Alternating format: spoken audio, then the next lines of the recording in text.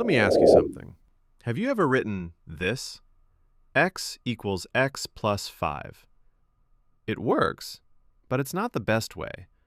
Python gives you something cleaner, something smarter.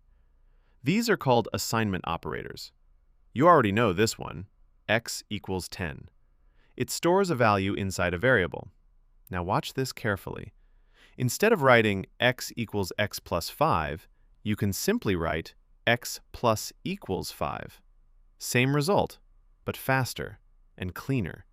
And it works with other operations too. X minus equals 3. X times equals 3. X divided by equals 2. Now pause for a second. What do you think this will print? X equals 10, x plus equals 5, print open parenthesis, x close parenthesis.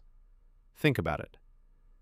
The answer is 15, because we added 5 to the original value. This is how real developers write code: short, clean, and efficient. Once you start using assignment operators, your code instantly looks more professional.